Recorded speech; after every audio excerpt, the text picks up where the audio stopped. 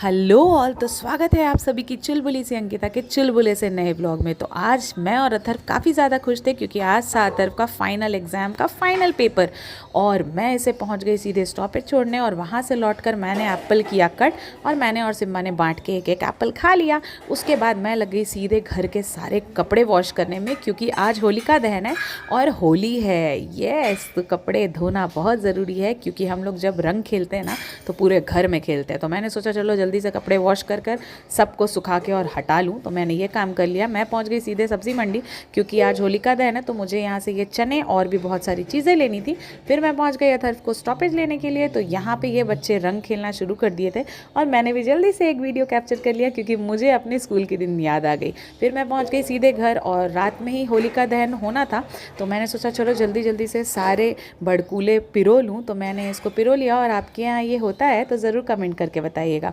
तो फिर यहाँ पे मैंने अपना सारा काम कंप्लीट किया क्योंकि आधी रात में मतलब 1 बजे अगजा जलने वाला है। तो मैंने सोचा चलो जल्दी जल्दी सारे काम कर ले क्योंकि आज होलिका के दिन ना बहुत सारी चीज़ें करनी पड़ती हैं और रसोइयाँ भी बनती हैं। तो मैंने सबसे पहले ये वाला काम ख़त्म किया। उसके बाद मैं लग गई थी सीधे रसोई के लिए क्योंकि हमारे यहाँ जो रसोई बनती है ना वो होलिका दहन में हम लेकर जाते हैं और हम अगजा में डालते हैं। तो फिर मैं इसके बाद लग गई थी सीधे अपनी रसोई बनाने में। तो मैंने रसोई बना लिया।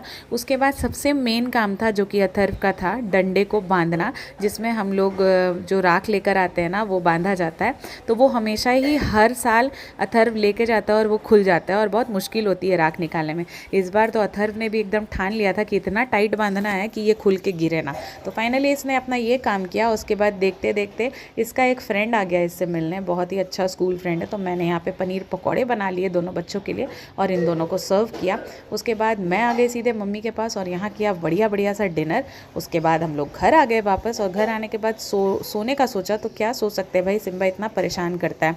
उसके बाद हो गई सीधे रात के 12:30। हम दोनों उठे और हमने घर पे अपने सारे सामानों की पूजा की जो हम होलिका में लेके जाते हैं। ये हमारे यहाँ नियम है, इनकी पूजा करने के बाद ही हम होलिका जलाने जाते हैं। तो यहाँ पे हम दोनों ने मिलकर रात में पूजा करी, जो रसोई बनाई थी उनसे जिमाया और फिर हम लोग निकल गए सीधे होलिका जलाने के लिए। और इस साल तो ग्रहण को लेके बहुत ज़्यादा असमंजस थी, समझ ही नहीं आ रहा था कि कब होलिका दहन होनी है। तो फाइनली हम लोग पहुँच चुके थे होलिका दहन के प्लेस पे और यहाँ पे बहुत सही समय पे हम दोनों पहुँचे थे। तुरंत अगजा जलाई ही गई थी तो हमें बहुत अच्छा लगा क्योंकि बहुत ज़्यादा जब आग हो जाती है ना तो बहुत टफ़ होता है पूजा करना पास में जाकर। तो इस बार तो मेरा पूजा भी बहुत अच्छे से हो गया क्योंकि बहुत ज़्यादा आग के लपेटे नहीं लगे थे और मैंने फेरी भी दे ली बहुत अच्छे से। तो बस यहाँ पे मैंने और अथर्व ने बहुत ही अच्छे से पूजा किया और अब अथर्व की ड्यूटी थी यहाँ से राख निकालना, जो यही कर सकता है और इसने ही किया। और हम लेके गए थे अपनी स्कूटी में एक प्यारा सा कुकर ताकि हम उसमें अच्छे से इस राख को रख कर ले आएँ क्योंकि ये राख जलती हुई घर आनी चाहिए। और घर आ गए थे। अथर्व ने सारे कमरे में इसके धुएं को दिया। ये बहुत पॉजिटिव एनर्जी देता है। ये हमारे यहाँ होता है, आपके यहाँ होता है कि नहीं ज़रूर कमेंट कीजिएगा। और फिर हमने पापड़ सेका और खाया।